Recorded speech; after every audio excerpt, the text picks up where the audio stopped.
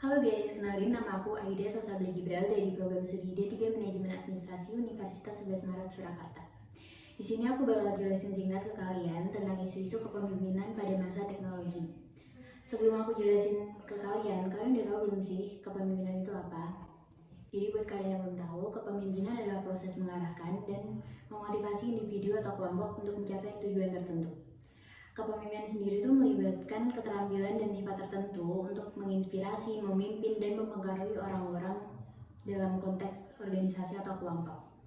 Pada era teknologi, isu kepemimpinan jadi makin kompleks karena terjadi perubahan cepat dalam lingkungan bisnis maupun masyarakat.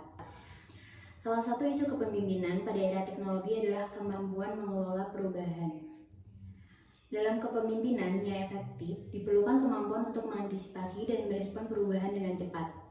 Pemimpin juga harus mampu untuk mengembangkan strategi penyesuaian dengan perubahan dan memimpin tim untuk beradaptasi dengan perubahan tersebut.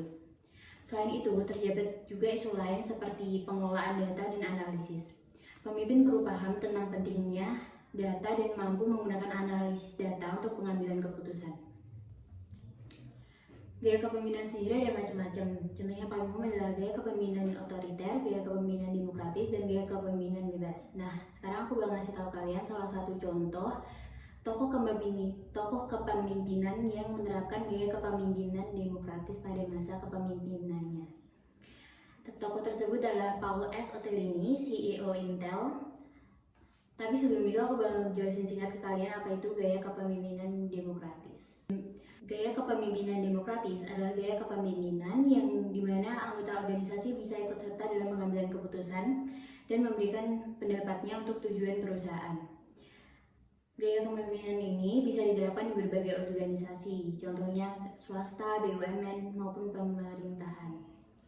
Salah satu ciri khas Paul saat memimpin Intel sebagai CEO adalah dirinya menerapkan manajemen yang selalu berusaha mendengarkan karyawan, bahkan untuk hal-hal yang tidak terkait dengan pekerjaan sekalipun.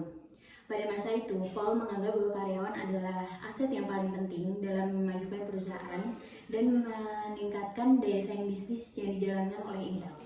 Selain itu, ada juga beberapa manfaat dari menerapkan gaya kepemimpinan demokratis. Yang pertama adalah mendapatkan sudut pandang yang beragam, karena di situ karyawan atau anggota dapat berpartisipasi dalam pengambilan keputusan dan juga dapat menyampaikan pendapat mereka. Yang kedua adalah tingkat kepuasan kerja yang tinggi. Karena mendapatkan kesempatan untuk menyampaikan pendapat dan berpartisipasi dalam pengambilan keputusan, di situ akan meningkatkan kepuasan kerja dari karyawan. Dan karyawan tersebut akan merasa dihargai. Namun ada juga nih kekurangan dari penerapan gaya kepemimpinan demokratis, yaitu pengambilan keputusan yang membutuhkan waktu yang lebih lama dari pengambilan keputusan biasa karena pemimpin di situ harus menyatukan beberapa pendapat yang berbeda untuk pengambilan keputusan. Jadi itu dia penjelasan tentang isu-isu kepemimpinan pada masa teknologi. Terima kasih, sampai jumpa.